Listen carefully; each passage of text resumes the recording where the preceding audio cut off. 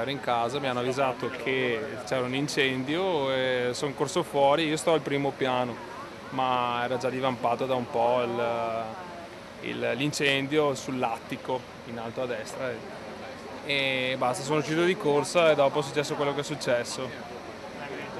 E adesso spero di rientrare almeno per prendere due robe, solo per quello, almeno. Questa è la testimonianza di uno dei residenti della palazzina di via Donatori del Sangue a Fontane di Villorba, devastato dal furioso incendio di ieri sera. Le fiamme sarebbero state innescate dalla cucina di uno delle mansarde, avendo facinesca nell'arredamento completamente in legno. In poco tempo il fuoco ha attaccato anche il tetto ventilato, propagandosi a tutta la copertura del fabbricato. Mi sono fermato perché ne ho uno di proprietà lì sotto e sono l'assicuratore dello stabile.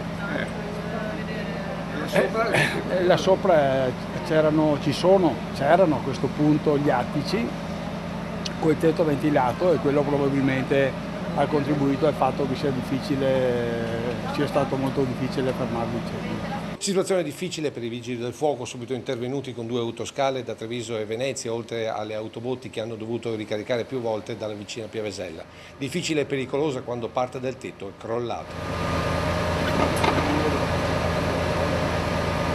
Tra i leggeri intossicati anche un pompiere prontamente soccorso dall'unità del SUEM presente con un'ambulanza, una lotta con le fiamme che è andata avanti fino a tarda notte mentre all'esterno i residenti non potevano far altro che assistere alla devastazione delle proprie abitazioni.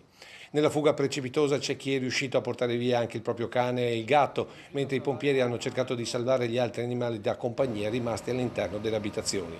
Oltre una cinquantina le persone che non hanno potuto e che non potranno tornare nella propria abitazione. Per loro pronto l'intervento del sindaco che, informato dell'incendio, ha immediatamente lasciato la giunta per recarsi sul posto. La situazione è che stanno domando l'incendio, hanno evacuato sia il condominio interessato e anche quello a fianco, ci sono stati 2 intossicati, lievi intossicati e stiamo attendendo disposizioni dai vigili del fuoco. Io mi sono già mosso e ho trovato l'alloggio. Quanta gente dormirà fuori stanotte? Stiamo parlando intorno alle 10 unità.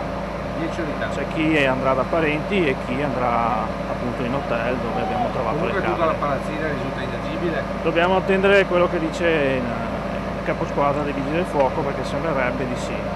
Vediamo se riescono a salvare il piano terra. Difficile al momento la conta dei danni, che tra appartamenti devastati dalle fiamme o allagati dall'acqua comunque risultano essere ingenti. Solo nelle prossime ore i tecnici stabiliranno se la struttura sia stata compromessa in tutto o in parte dal rogo.